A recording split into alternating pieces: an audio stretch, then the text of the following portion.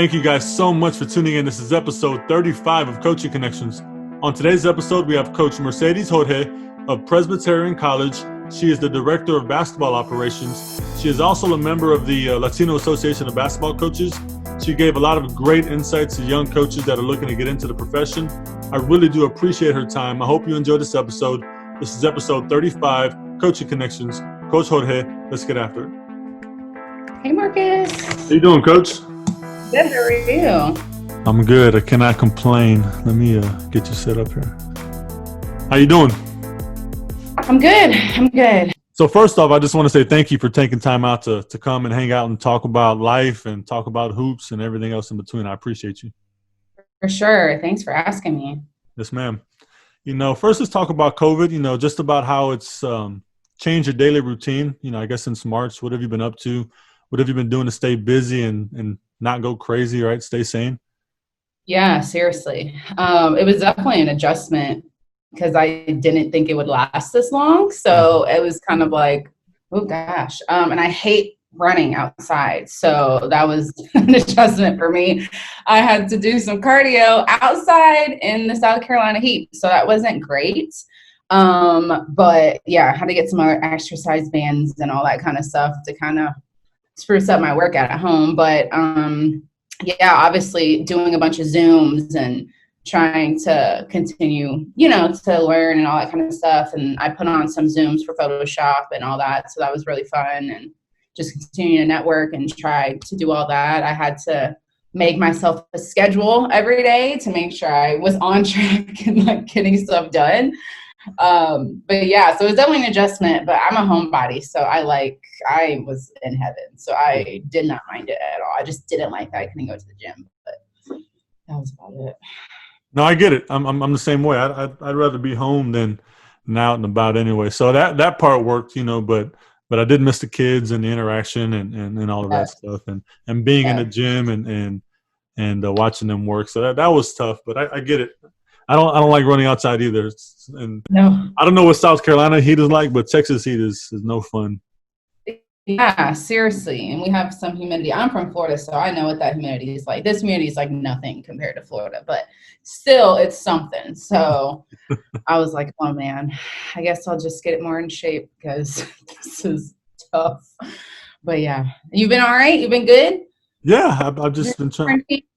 I've been doing the same, I guess, to stay busy, stay working out, trying to anyway. In the garage it gets old, so trying to switch up the routines. And so but outside of that, just trying to stay in contact with my boys and make sure they're okay, because in the neighborhoods that I grew up in is where I coach at the high school I grew up at.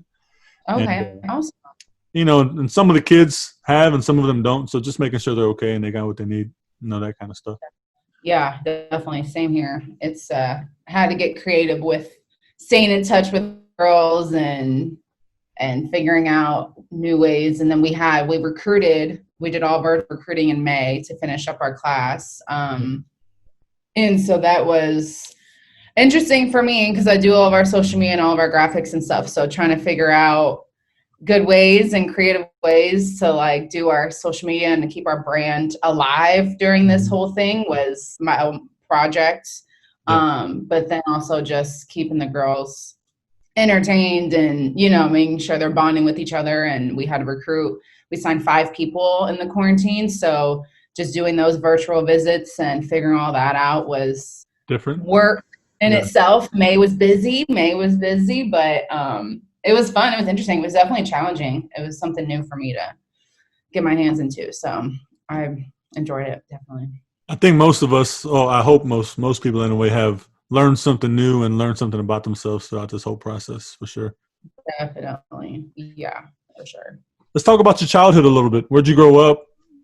Did you have any influences in your life, positive, strong influences that kind of helped you want to go down this route of basketball and coaching basketball?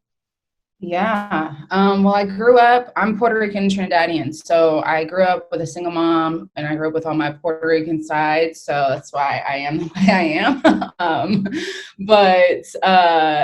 So single mom, and it was kind of fun. It was like a full house situation. So my mom has 3 sisters and two of them had kids young, and my mom had me kind of young. And so my grandma moved out of her house and gave us her house, and we all lived there together.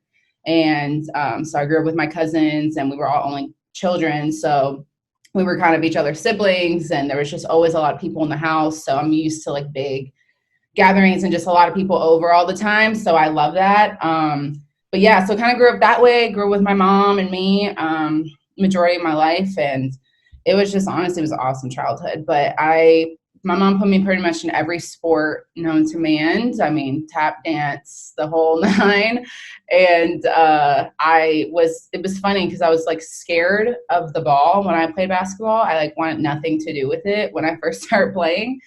And then I think this is like the turning point, but like this big girl, I was like playing up, and this huge girl like completely fell on top of me, like sandwiched me. And I don't know if that like just shook all the like scaredness out of me or something, because after that I was like full go, like give me the ball, like I was beating people up, like I was like all in it at that point. So but yeah, so I played every sport pretty much all the way up into high school, and then played volleyball and basketball.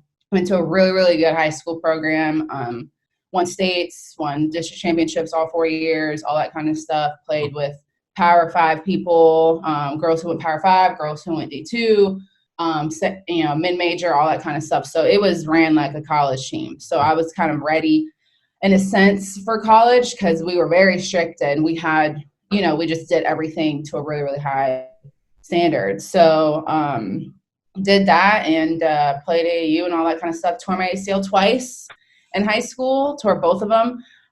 So that was, I feel like, the turning point for me. That was a big life situation for me, especially the second one. The second one was the summer going into my senior year. So I was like freaking out that I wasn't going to go to college. I wasn't going to get recruited, like, all this kind of stuff. And it was kind of like a big moment for me, just figuring out, what I wanted basically my life to look like after this, because my mom was like, okay, you can quit or you can fight and, you'll make it to college, And so I fought back from that and came back. I was supposed to come back in 6 months, came back in 5.5 months, and finished my senior year off, and got recruited and all that, and then played JUCO for a year, and then played at Embry-Riddle my last 3. But I feel like all of my coaches my whole life, I still keep in touch with every single one of them, influenced me in some way, but I never really thought of coaching as a profession for me. I'm not really sure why, because I was always kind of like the captain, always kind of like directing things and stuff, but I don't know why. I just never really thought of coaching before. And then my college coach, who was actually my AAU coach in high school, so she had known me since I was like 14. And so then she got a college job. She got the Embry-Riddle job, and asked me to come with her. And we actually started the program there. So it was a really, really crazy situation. They were NAIA going to D2, and my sophomore year was going to be the first year that Embry-Riddle had ever had a women's basketball program. And so we're going to make history. It was going to be all this fun stuff. But because we were transitioning to D2, my last 2 years, we were going to be on probation. So I couldn't play for a championship my last 2 years. So it was a tough decision. Like, do I do something that no one's ever done before and like help build a program from scratch and like do all this stuff, or do I go somewhere where I can play for a championship? But I ended up choosing Embry-Riddle, and it was probably the best decision I've ever made, because that alone, just having that experience of building a program, is something that rarely anyone can really say that they've done. And building it from nothing, and it just really like being our own, and we did everything. And setting kind of like the groundwork for that. So it was an awesome experience. But she actually was the one who came to me my senior year and was like, well, the WCA has this program, and it's called So You Want to Be a Coach, and I think you should like apply to be in it and all this stuff. Like, it'd be good. And then it can kind of help you see if you want to coach. Like, I think you should coach. And I wanted to be a psychologist. So I was like, okay, whatever. And, applied and got in, and that, I think that right there is what kind of made me get into coaching.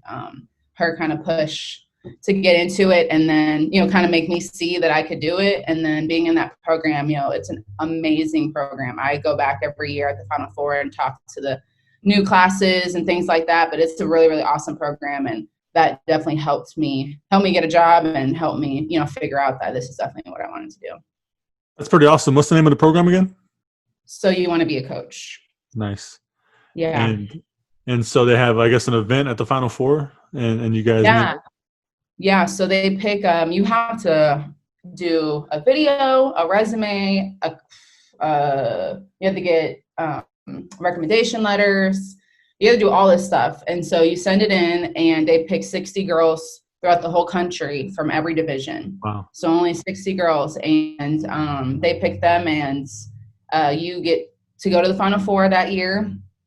You don't pay for anything. You get to go to the Final Four and wherever it is, and you basically go through this like workshop almost. And so they have like this notebook, and they have all these like amazing coaches come and talk to you about different things to basically, it's to help you see if you want to be a coach. So it's really, really awesome. We have people like Coach Yo from Ole Miss, and when she was at Jacksonville, and Shimmy, and we had Sam from Louisville, and and they were talking about all different things, networking, social media, just everything that had to do with coaching. And so it was awesome. It was so, so cool. And you meet all these different people, and some people you watched on TV when you were in college, and now you're like with them in there. And so it was awesome. And I still keep in touch with majority of them. And we all have kind of like a group message and stuff, but it's an amazing program. And I'm lucky that I kind of get asked to go back every year and talk to them. So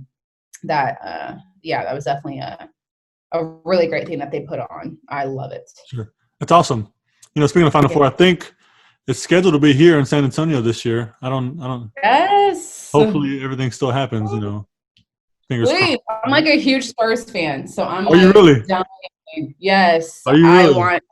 I want it to be there so bad. I want to go so bad. I never would have guessed you were a Spurs fan. Yes. I'm like a very old school-ish kind of like person. Like when people are like, who are your favorite basketball players? Like Tim Duncan. Yeah, and for sure. Yeah. Like, Kevin Garnett, and it's like, I don't know. But I love the Spurs. I love them for years. But yeah, so I have a Tim Duncan jersey actually. But nice. Yeah, I'm a huge fan of theirs and a huge Pop fan. So I'm Pop like, is the man. Yeah. Yes.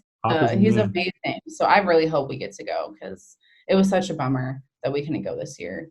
Yeah. New Orleans was really fun. For sure. Yeah. Coincidentally, we're a Spurs shirt today. But just because we have a big game today, I'm hoping we win. Yes. So going back, though, thinking back to a couple moments that we don't maybe realize are big moments at the time, but, you go back to like your mother, where she, how awesome is it that she told you like, hey, you can just suck it up and fight for it, or you can quit, right? But just being real with you.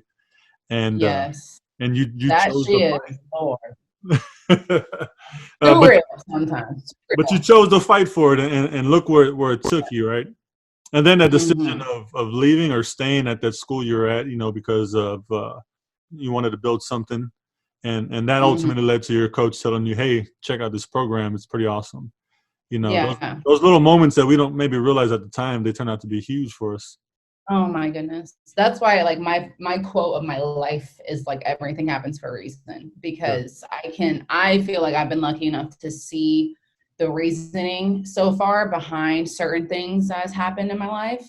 And it's just, it's amazing. Because I had bigger offers going into my senior year, or bigger looks, I would say, going into my senior year, and then not being able to play that July period, and all, the whole first half was tough, and but it was meant to be, it was meant for me to go there. It was meant for me to, and I love Embry-Riddle with everything, and that's just like, it was the best place. It's awesome. It's such a good place. But yeah, it's definitely, I feel like that's definitely my quote of my life. Like, everything definitely happens for a reason. It's a good quote to live by, Coach. Yeah. So you're currently the director of basketball operations for Presbyterian. Is this your first coaching job at the college level, or where did you coach before this? I was a GA at Georgia State. Georgia State, nice. Yeah, so I was there right after college and then was there for 2 years and then got this job last spring. So I'm going into my second year here. And how was your experience at Georgia State? It was good. It was definitely different. You know, I was walking into a program that was kind of on its last, you know, our coach was on her last year of her contract. So just kind of seeing how that kind of goes and kind of just the stressors and everything behind everyone kind of knowing that was definitely different. It was hard. It was so hard.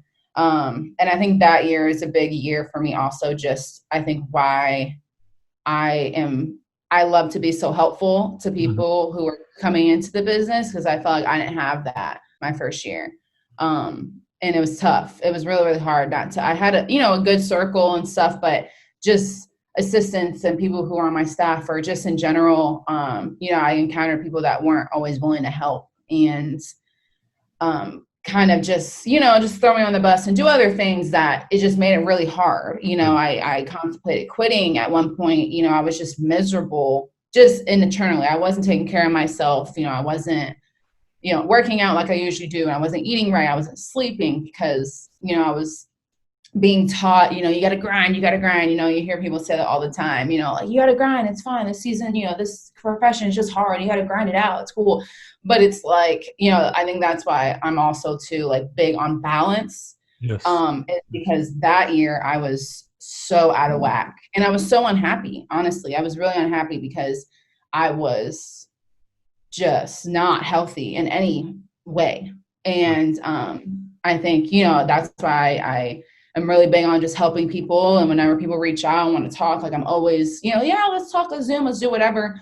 And just really big about balance because, you can't pour into other people if you're empty.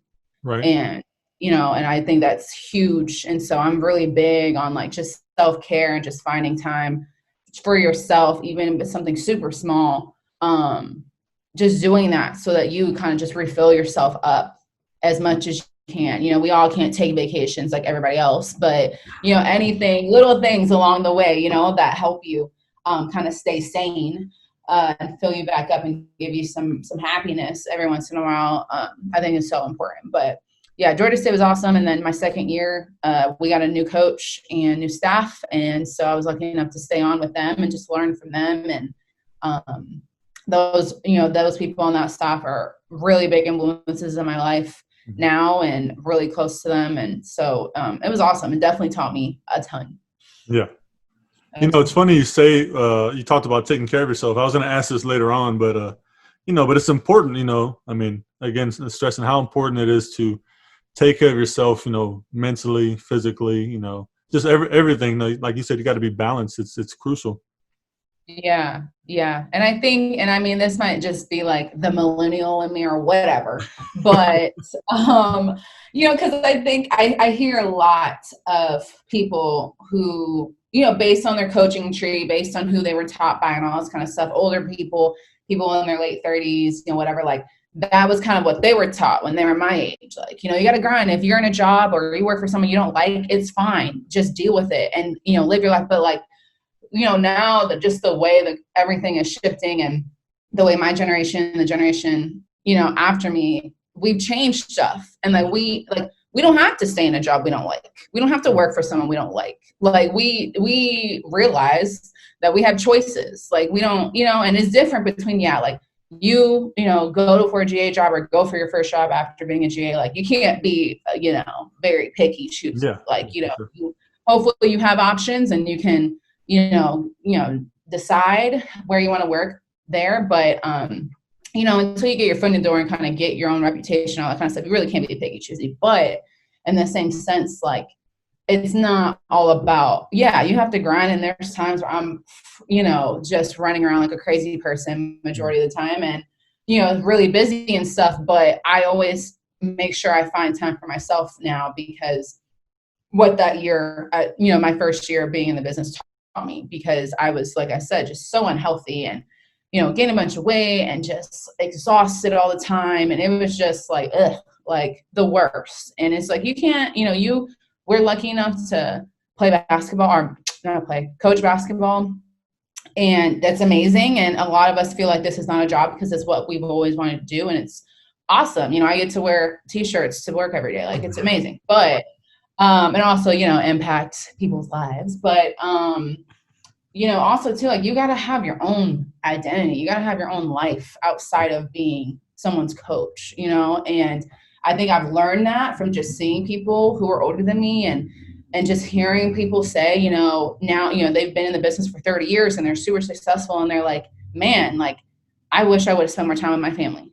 Yeah. Like, I wish I would have done more. And it's like, I don't want to be that way when I'm older, so like, I make sure that I kind of, like I said, like, really big on balance and stuff, because it's a grind. Not grind. I work, but I'm not going to like kill myself. I'm not going to, be unhappy for the job. Like, it's different. You know what I mean? Like, you got to find a way to work and grind and be good at your job, but also just make sure, like I said, you're pouring into yourself and you find joy in little things. That way, you're not going to work grumpy all the time, and, you're taking it out on your players, or, you're just not fun to be around. So yeah, I think it's so important, and more people honestly should get on that train in the coaching world. Sure. Because it's like, it's a grind. It's tough. Like, we have a really long season and it's through all the major holidays, and we don't get to take vacation a ton. So like, you got to find a way to pour into yourself. You can't depend on other people to do it for you, and you can't not do it, because you'll be miserable. You're going to be crazy. Yeah. And it's funny you say that, because like, I try to do the same thing. And so I genuinely don't ever have bad days at work. I love waking up, going to work, and and some people at work are like, why are you always in such a good mood? And I'm thinking, why are you in such a bad mood, right? Right. Go take care of yourself, but what you said was really important. So I appreciate you touching on that. Oh, thanks. Yeah, it's funny. I just put something on my Instagram story today because I share an office with the men's basketball Dobo. And so we talked about, because it was both our first Dobo jobs last year. And so, you're as a Dobo, you're doing everything. And so majority of the time you're in your office, especially during season. And so this summer we were like, listen, like, we got to make sure like our office is somewhere we want to be. Like, we got to figure it out. So we just bought like a diffuser, and we have a speaker in there, and we're getting like lights hung up. Like, we are going to make it like maxed out. And so it's just like, that's just another thing, like, super small thing. Buy a freaking $10 diffuser and just, you walk into somewhere and it smells good. It just puts you in a good mood. You know what I mean? Or you're having to work, you're doing all this stuff. But if it's a good environment, I play music on the speaker, and we're, it smells good. Like, it's just a good vibe, and so it's fun to be there. It's fun to do work and do all this stuff. So that's just something small, but it's funny because I just put that on my story today. I was like, make sure, where you work or where you spend your most time is like somewhere that's enjoyable. Pleasant. Yeah, for sure. No, I agree. I agree 100%. I live on my campus pretty much. And so I got to make sure it's right. Yes. All right. So young coaches trying to get into the college ranks, right? Any advice that you would give them? I would definitely say network your butt off. That was something that was taught to me at the SO program, and that I really feel like I've done so much better at. I remember being so nervous, just going up to people and you're trying or reaching out to someone and whatever. And I would definitely say network, because get the college game is obviously you got to be good at your job, all this kind of stuff, but it is about who and all that kind of stuff. And if you have a good coaching tree, coaching circle, whatever, and people can vouch for you, or it will definitely take you just as far as your skills will, or how many people you recruited, or whatever the case is. And definitely for young coaches, because you don't have recruiting experience, you don't have much of anything, so definitely getting out there, reaching out, sending handwritten notes. I love when I get handwritten notes, and that's something that someone else told me too. Like, make sure you write handwritten notes as much as you can. Because that's just, you go the extra mile. It's just something that's really appreciated. Like I said, I love them. I hang them all up in my office. But Yeah, that, and just make sure you have something that kind of sets you apart. Add more things to your toolbox. That's going to set you apart from someone else. I think my thing that I figured out was kind of what was going to set me apart was doing Photoshop and being able to run a brand, run a social media account, brand our program in general, rebrand them, and do all the graphics for that. So, and coming up with ideas and stuff like that. And yeah, so I think that was kind of my thing that, that kind of, I guess, set me apart from other people who were applying for this job and for the other jobs I was up for. That was definitely something that, I had a portfolio of all the things that I've made. And that was something that was very intriguing to the people, who were interviewing me, was that I could do that too. Because even now, more so now than ever, people are getting laid off. Even bigger schools, like, you don't have a lot of that support staff that's going to be able to do all your graphics, do all your recruiting mail outs, do this, do that. Like, those people are getting furloughed, or some people don't have them at all. We don't have a ton of support staff here. And so, it's important for you to be more than one dimensional, you being able to help out a program, and that's going to make you more intriguing, to get hired, because you'll be able to do so much more for them, and they won't have to hire, someone else to do graphics, an outside person, or try to get a student, or, whatever. So definitely adding something else to your toolbox to kind of make you stand out. And I feel like networking are two really, really big things. When you're talking about Photoshop, now, did you self-teach, or did you take a little class, or how did that come about? Well, I tried to self-teach on YouTube, and that is so hard. Like, if anyone's ever tried it, it is so hard, because there's like a million different ones, and they're all like older versions, and it's just like, oh my gosh, like, you don't know what is what. Like, it's so hard. So I tried that at first, and then luckily someone poured into me, and one of my assistants my first year, she was the one who did a lot of the graphics. And so I was like, listen, like, I'll get you food. Like, can I come over your house, and can you teach me like the basics? And so that's what we did. And, she taught me, I had to make the camping graphic for our new coach, and the camp graphic. And he was like, oh, can you do Photoshop? I was like, yeah. And I was like, oh my God, please, you have to teach me whatever. And that's kind of how I was taught. And so I literally just like videoed her doing it, and she kind of went over the basics. And I kind of learned that, like, once you know the basics and kind of what everything's for, then you can Google, like, if you want to do a specific something, like, it's way easier to kind of Google that and kind of teach yourself how to do that stuff versus like just learning from scratch from the internet. So after that, I kind of just would look at other graphics and be like, oh, I wonder how they do that, and kind of look it up and kind of taught myself more of the harder stuff after. But yeah, so it was a little bit of both. And obviously I'm still learning every day. I love learning new stuff about that stuff, but yeah. But I mean, that's just initiative on your part, understanding you needed something to separate you from other candidates, and it takes a little extra work. I mean, so that's important for these young coaches to know. It's not going to just happen. You got to do these little extra things to give yourself an edge. Yeah, definitely. And I mean, if you just see the way that the game is now, it's all about, kids. I say kids like I'm like super old, but kids like, players want something they can post. They want something that they can retweet and stuff like that to represent or whatever, and they want to look good. So it's like that's all players want now, is something to put on their Instagram or tweet. So it's like, all right, so how do we do that? What can we do? What can I do? So yeah, definitely that's, video and graphics are the new wave for sure. And that's like so important. Who has the best ones? Who has the coolest ones? Who has the most creative ones? So that's all. I'm always challenging myself to try to get better and more creative with that kind of stuff. But yeah, definitely just finding something else. And it can be whatever. It can be video. It can be, I met someone who was super good statistically, and that was something that separated them, because I'm not that good statistically. And, they love, looking at the stats and, how that affects this and that and whatever. And so I don't even know a lot of people who are really good at that either. So that was all, that was something too. I was like, ooh, wow, I need to kind of step up my game there, But yeah, anything that you can think of that you feel like you'll be able to sit down and say, hey, like, I can add this to your program. Yeah. You know, whatever that may be, like you got to find something because we all out here trying to get a job. So Sure. yeah, you got to find something that sets you apart. It's funny you say that about stats. Now, I interviewed a Colgate assistant on the men's side, and we were talking about, I don't know if you've seen it on social media a little while back, had a picture of a goal, and it say, you know, make a layup for like 20 grand, a free throw. Oh yeah. You know, top of the key and corner for $1 million.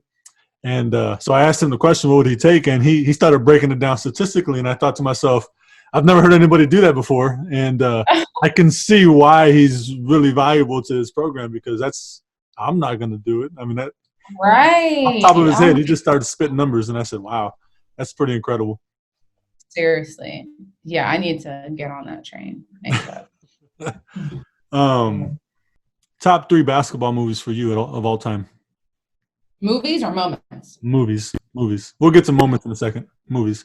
Oh, movies. Coach Carter. I guess love basketball. Now that I'm older, it just there's so many flaws in that movie. But yeah. As you get older, it becomes a little more cheesy. Yeah. Yes. Oh my gosh, it's so hard to watch just movies I loved when I was younger. I'm like, this sucks. So you love that movie based off of just the nostalgia, right? Yes. Yeah, got you. Oh gosh. I don't even know if I can think of another one. You're killing me, Coach. I know. Oh Lord. I don't even know. Those are my top 2. Coach Carter's good though. I think it's universal though. You have to say Coach Carter, and if you don't, there's something wrong with you. Well, I guess, but I like Coach Carter just because it's like that's kind of how I am. Like he, treated them like adults and like had standards and like was trying to push them and all this kind of stuff. I love just that whole gist of it. Like get your ish together. For sure. All right, let's talk about your favorite moments. Some of your favorite basketball moments as a player or a coach. It doesn't really matter. Yeah, I guess my worst was tearing both my ACLs. But my best, I think was just probably winning states as a freshman was crazy. And it was so cool. And that year, ESPN put on like a national high school invitational. Mm-hmm. And so it was like some of the best high school teams from the men's and women's side around the country, public and border schools and all this kind of stuff. And we got invited to that. So it was awesome. That was like the Austin Rivers Winter Park era. So like his team was there and all this kind of stuff. And if you're from like the Florida, Orlando area, like you would know like that whole era when he was there was like crazy. It was like going to an NBA game. And you roll up to the high school and it was packed. Like, but yeah, and so we got invited to that and that was amazing. Oh my goodness. And it was so crazy. I feel old when I talk about it because when we went there, Gatorade hadn't even rolled out the G series yet. Yeah. Like with the pre whatever and the regular and the recovery and all that kind of stuff. So like we were their guinea pigs. And so like they had a whole, like we took the pre thing and then they weighed us and took our dehydration and all this kind of stuff. Then we played and then we did the recovery and then they like did all their tests on us after and all this stuff. And the first elite sock ever was coming out that year. So like we had the first pair of like elite socks and I'm like, oh my God, those haven't been around forever. Like that makes me feel old because I'm like, how the heck? Oh my goodness. But yeah, so it was awesome. I mean, they flew us out. It was in Baltimore. So they flew us out there and they paid for everything. Like we had a team credit card that had like a ridiculous amount of money on it. And we went to freaking Cheesecake Factory. We went here. Like we couldn't even spend all the money. Like it was crazy. But as like a high school kid, like doing all that was insane. So that was probably definitely one of like my funnest, best moments basketball wise. I think another one would just be probably my senior year when I came back and we won the district championship. That was big for me because it was just kind of like a full circle moment. Like I had worked so hard to be able to play the last half of the season and be able to play in that game and win it. for the 4th year in a row. So that was like a big thing for me. So that was really, really awesome. And then I think just my senior year, I set the record for rebounds and rebounds in a game and rebounds in a season and all this stuff. And so that was awesome too, just to end that, end my career that way and get those type of accolades, because we couldn't get any from the conference because we technically weren't in the conference yet. So yeah, just being able to do that and kind of leave my mark there at the school was amazing. So you were a hooper. I mean, it sounds like you were pretty good. So what shot are you taking then? Going back to that other question we talked about. Oh God, no. Oh Lord. Free throws weren't amazing. Shoot. How much was the layup worth? We'll just say I think the layup was $50,000. I don't like gambling. I like to keep my money. So I think I would just play it safe and go for the layup, honestly. Oh, for sure. Yeah. I think I would go for the layup. Or top of the key 3 was actually my shot, especially in transition. So if I practiced a little, I might gamble on that one. I think on social media we all say the $1 million shot, but I think in real life, definitely. I ain't taking the corner 3. No way. Take the layup and take the money, right? Yes. NBA playoffs are about to start soon. Who do you have winning it all? Oh gosh, I know I want to win it all, but they probably won't. I don't know, man. It's been good. It's been so good. It's been fun. I mean, watching Dame Lillard do what he does, and that's remarkable.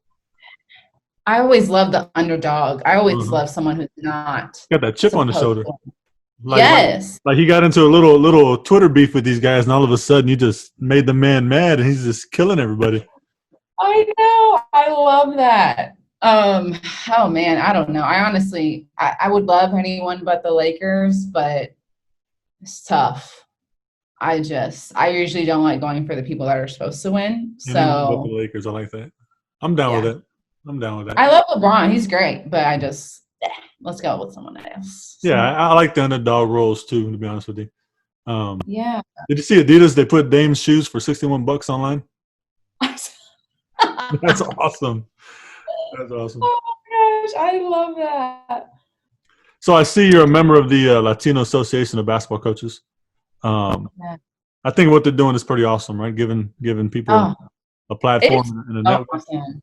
Yes, it's awesome because I honestly can't even think of – I don't even think I can think of 10 Latinos that I know that are in the coaching world, honestly, that I know now. Like, I can't. So, yeah, that's awesome that, they've done that, and I appreciate them kind of shouting me out. But, yeah, that's awesome to kind of do that just because, you need all types of, representation, I feel like. And so, I mean, yeah, I think it's just awesome, like, continuing to try to get more people in there. And my grandma was, oh, my gosh, she was so excited when she saw it. And she was like, oh, my gosh, like, can you just imagine, like, there's probably someone who's, like, younger who like now thinks they can do it and all this kind of stuff. Sure. And so that's awesome what they're doing for sure. Them putting that spotlight on it, for young Latina children out there.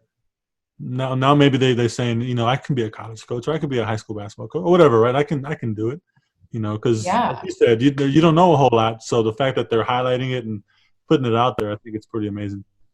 Yeah, that's an awesome thing. So many great things have come within the last year or two, and especially during this quarantine, just so many things for sure. Without getting too political, right? Mm-hmm. Given the current state of our country and the racial climate and whatever, what could our nation learn from the locker room of an athletic program, a basketball team, right? I think we can learn a lot from that. What are your thoughts? Yeah. I've honestly been blessed, and I told my head coach this because, when all this kind of happened, she kind of gave me full reign to do what I wanted on our social media for our brand when it came to everything that was happening. And And so, just her being able to, giving me that and just allowing our program to represent that was really big for me. And I know it was really big for our players, after talking to them when everything was super fresh. Because I've had people, and I'm pretty outspoken on Twitter and things like that, within reason, but I push the envelope a little bit, and I've had people reach out, after I've tweeted something or retweeted something or whatever, and they said, man, I really wish I could retweet this, but I'm looking for a job. I really wish I could retweet this, but my head coach would get mad. Yeah. And so it's like, that breaks my heart when I hear that, because, and that's why I made sure I told her, like, thank you for allowing me to, for us to say what we want as individuals, but also just allowing our team account to, to represent this and stand for something, because, like I said, there are people out there that aren't letting their staff do it, aren't saying anything on their team accounts. And, I think that just sends a message, not even to the outside, like to inside your locker room. Like, how are you expecting your kids to respond to you and to listen and to believe in you and the program if you don't stand for anything? Yeah. And I think our kids definitely, they loved that, we were able to put a spotlight on all that and say what we said. And, I went to a couple protests with one of my assistants, and just, supporting in any way that we can. We signed a petition that was going around on our campus and for change on our campus, which was awesome. And they started like an NCAA chapter on our campus and things like that. So that change has definitely come. But I think, I think in general, just, you're going to have diversity. You can't stop it. And sports, more than anything, is diverse. And, we're putting these kids on a platform and our program on a platform where they're looked up to, by younger kids, by recruits, and things like that. And I think it's important for athletes to have their voice and share what's important to them. And, you can't separate it. And I love that, over the last couple of years, more professional athletes have come out. And, it was funny because I was watching the Last Dance documentary when it was going on. And, they had that episode where they talked about Michael not getting into politics and stuff. And he felt like that wasn't kind of his place. And it's just to see how it changes and how it has changed, and how, athletes, and that's more so who I want to see talking about stuff than anybody else, just how they've had such an impact on what's going on in the world. I think it's so important. But, I think just politically, seeing that our country is getting more and more diverse, and which is an amazing thing. And I think there needs to be more of that in every sense and everywhere. It's definitely past due. But I think, this is a start, and it sucks that it had to come the way it did and start the way it did. But I'm definitely glad that it has. And, hopefully I don't see things going back to the way they were, which is a good thing. Yes. And that's awesome that, like you said, the head coach on your staff is fully supportive, and it sends a strong message for sure. Mm-hmm. I was going to ask impactful moments in your career, where what we do goes beyond coaching, but you kind of just answered that right now, which is pretty awesome. But if there's any other moments in your career, just coaching and making relationships with these kids, young adults you work with. Yeah, I think that's why I got into it, is because of how impactful my college coach and even my high school coach and everything like that. But in college, I can remember vividly how different and how much I grew as a person every year.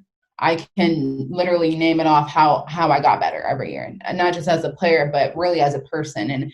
And something that my head coach does really well, the one I played for, is that she really implements life into basketball a lot. And so I was, taught that, just in everything, even when it was time to pick captains, if you wanted to be a captain, you had to submit a resume and a cover letter to her. Awesome. Yeah. And then we had to do an interview with her. And if we got past all of those, then we had to stand in front of our teammates and tell them why we wanted to be their captain. Yeah. And so, which at the time I was so annoyed. I was like, oh my God, why do I have to do all this? But looking back, I mean, it's the most awesome thing. I mean, none of us even had a resume done before that moment. So just, implementing those little things in life. And so just knowing how much of an impact she still has on me and how she did at, me growing up in those years was amazing. And so that's just what I want to do for my players. But, and the double spot in general is it's a thankless job.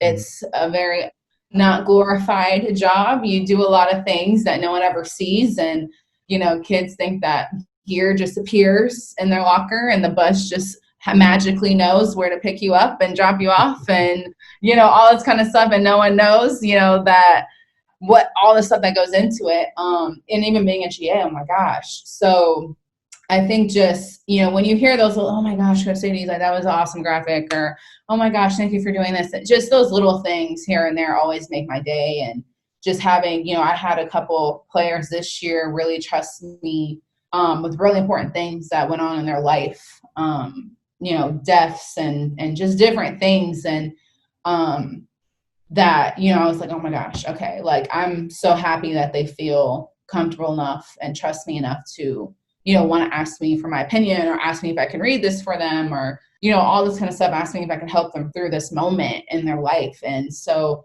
those are always just the rewarding moments. It's definitely tiring. It has its days, but those are, when your players really, are grateful and recognize all those things, those are awesome days. My favorite days. Most definitely, Coach. And your passion, I can see the passion there. It's good to see. But that's it. That's all I got, Coach. I don't want to take up too much of your time. I know you're back at work and you got yourself a busy schedule ahead. So I appreciate your time. I appreciate you very much. Thank you so much for asking. Thank you so much. Yes, ma'am. If you need something along the way, feel free to reach out. Awesome. Thank you.